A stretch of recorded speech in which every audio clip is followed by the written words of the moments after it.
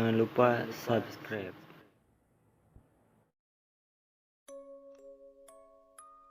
Assalamualaikum warahmatullahi wabarakatuh. Selamat malam buat kalian yang melihat atau mendengarkan video di channel ini. Seperti biasa, saya di sini akan menceritakan hal seram dan misteri.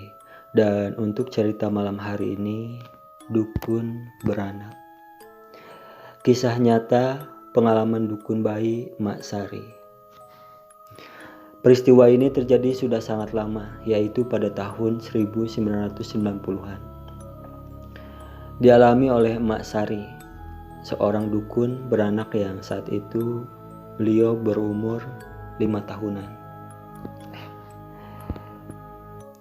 Peristiwa ini terjadi sudah sangat lama, yaitu pada tahun 1990-an. Dialami oleh Mak Sari, seorang dukun beranak yang saat itu beliau berumur 50 tahunan. Mak Sari tinggal di sebuah desa terpencil di daerah Cianjur, Jawa Barat. Desa yang masih menggunakan lampu minyak sebagai penerangan dan dikelilingi hutan. Desa tempatnya bermukim itu hanya ditinggali beberapa ratus kepala keluarga. Itu pun tersebar di seluruh desa, mengakibatkan jarak antara rumah kala itu masih sangat renggang. Terutama rumah-rumah yang berada di ujung desa. Mungkin 100 meter sekali baru akan ditemukan rumah lain. Mas Sari berprofesi sebagai petani, namun saat tidak sedang musim tanam padi, ia mengandalkan keahliannya yang lain untuk mencari nafkah, yaitu membantu wanita melahirkan atau bisa dibilang dukun beranak. Untuk pekerjaan ini, Mak Sari tidak menerima uang sebagai bayarannya. Ia biasa menerima hasil kebun atau hasil pertanian. Namun Mak Sari tetap bersemangat dalam melakukan pekerjaannya yang satu ini. Maklum, di desanya saat itu tidak ada tenaga medis atau bidan sama sekali. Seluruh warga desa masih mengandalkan jasa-jasa tradisional untuk hal-hal yang menyangkut kesehatan seperti melahirkan atau khitanan. Mas Sari juga sudah cukup terkenal di desanya dan seluruh warga sudah tidak meragukan lagi kemampuannya. Mas Sari tinggal sendiri di sebuah rumah gubuk. Sebenarnya ia mempunyai seorang cucu laki-laki, tapi ia bekerja di luar desa dan tidak setiap hari pulang. Ketika cucunya pulang, ia selalu membawakan bahan makanan untuk Mak Sari. Mak Sari tidak pernah keberatan tinggal sendiri, selain ia memang sudah terbiasa. Ia juga tidak mau menyusahkan orang lain, apalagi setelah kematian suaminya beberapa tahun yang lalu akibat sakit. Ia adalah wanita yang cukup mandiri. Pada suatu malam, saat Mas Sari sedang tidur di rumahnya, tiba-tiba terdengar seseorang mengetuk pintunya. Mas Sari langsung terbangun. Ia kemudian mengambil lampu minyak dan bergegas menuju pintu. Siapa yang mengetuk pintu tengah malam begini, pikirnya. Tanpa ragu, Mas Sari pun membuka pintunya. Memang terkadang profesi Mas Sari sebagai dukun beranak mengharuskan dia siaga saat tengah malam. Maaf Mak, mengganggu malam-malam, tapi saya butuh bantuan Emak. Istri saya mau melahirkan, ucap seorang laki-laki yang kira-kira berumur 30-an. Oh iya, sebentar saya siap-siap dulu, jawab Mas Sari sambil masuk ke dalam rumah dan mengambil beberapa kain serta peralatan yang ia perlukan. Beberapa saat kemudian, Mas Sari pun kembali keluar. Di mana rumahnya? Tanya Mas Sari. Mari Mak, saya antarkan, jawab laki-laki tersebut. Pria itu lalu mengarahkan Mas Sari di antara kegelapan hutan. Cahaya dari obor yang dibawa pria itulah satu-satunya penerangan. Pria itu terus menuntun Mas Sari melewati desanya. Semua rumah saat itu telah tertutup dan jalan pun sepi. Maklum sudah tengah malam. Pasti seluruh warga desa sudah terlelap. Setelah cukup lama berjalan, akhirnya mereka sampai. Ternyata rumah pria itu berada di perbatasan desa, dengan tanah yang agak menurun ke bawah. Jarak antara rumah itu dengan rumah warga yang lain pun agak jauh. Setelah susah payah melewati jalan yang menurun, akhirnya mereka sampai di sebuah rumah kecil berbilik anyaman bambu, dengan atap yang terbuat dari pohon kelapa dan sebuah lampu minyak menempel di dinding depan. Setelah meletakkan obor di depan rumah, mereka pun masuk. "Cepat, Mak, kasihan istri saya sudah kesakitan," ucap pria itu.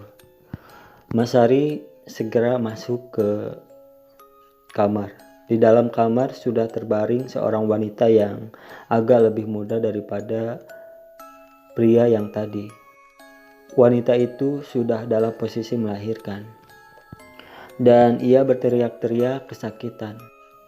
Mas Sari pun dengan sigap membantunya. Dengan lembut Mas Sari memijat perut wanita itu agar si janin dapat turun. Namun ternyata janin itu belum juga turun. Kepalanya pun belum tampak. Mas Sari agak kewalahan, ia terus memijat-mijat namun tidak juga terlihat. Sedangkan wanita itu terus berteriak kesakitan. Mas Sari semakin panik. Akhirnya ia menarik napas panjang. "Bismillahirrahmanirrahim," ucap Mas Sari. Tiba-tiba wanita itu berteriak keras sekali.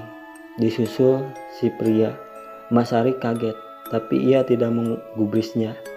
Ia menekan perut si wanita dengan sekuat tenaga, dan akhirnya bayi itu mulai terlihat. Mas Sari menuntaskan tugasnya sampai akhirnya bayi itu pun terlahir.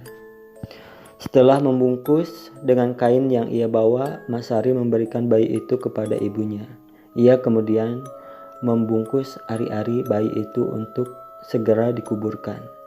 Tapi kemudian pria itu datang menghampirinya.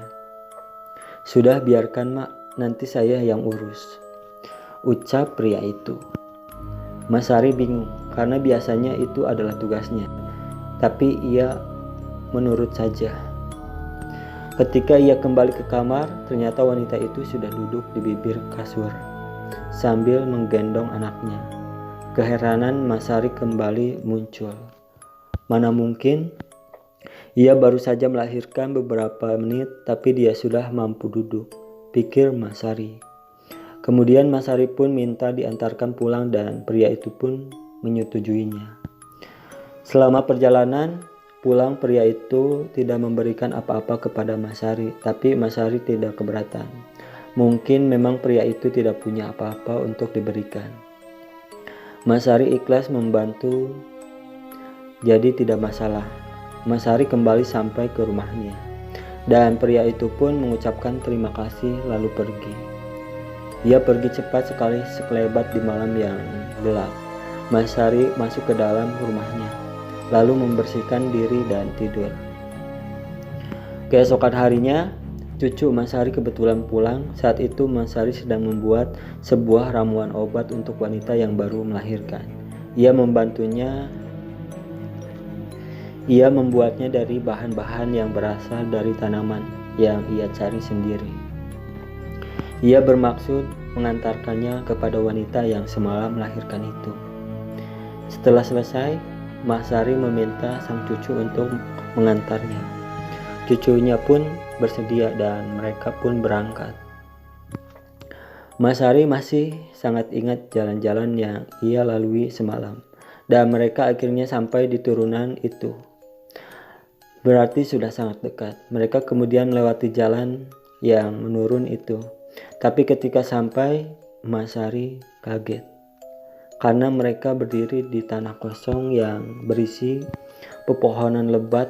Tidak ada rumah satupun di sana, hanya hutan dengan pohon-pohon besar di dalamnya. Cucu Mas Sari keheranan. "Ma, yakin ini rumahnya?" tanya cucunya. "Iya, semalam itu di sini rumahnya," jawab Mas Sari sambil melihat ke sekitar tempat itu sambil keheranan. Tapi ini sudah batas desa mah, tidak ada rumah di sini, sahut cucunya. Firasat Mas Hari mengatakan ada sesuatu yang tidak beres. Akhirnya mereka memutuskan untuk pulang. Karena memang cucunya tidak bisa berlama-lama, ia harus segera kembali ke tempatnya bekerja. Selama perjalanan pulang, Mas Hari masih saja keheranan.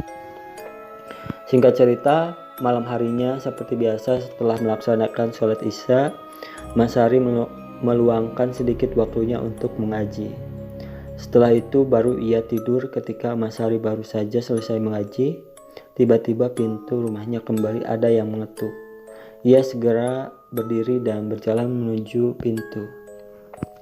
Ketika Mas Hari membuka pintu, Mas Hari sangat kaget. Ia melihat dua makhluk besar hitam berbulu berdiri di depan teras rumahnya. Mas Hari dapat melihat makhluk itu dengan jelas.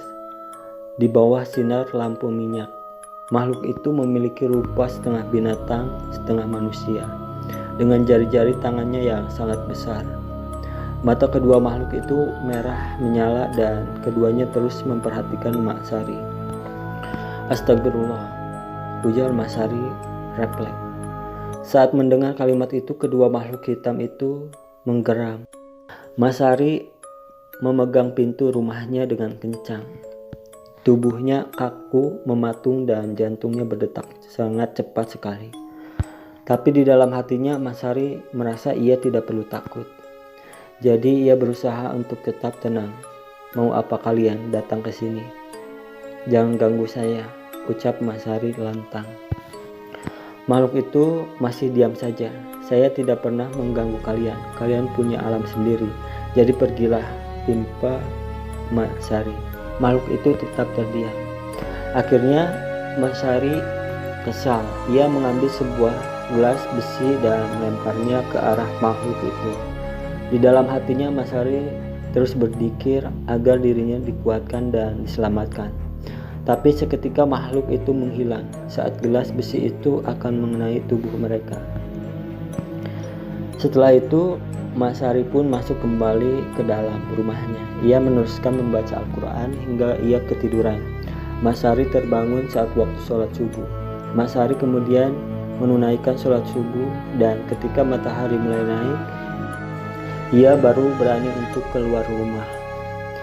Saat ia keluar dari rumahnya, ia kaget dengan apa yang ia temukan.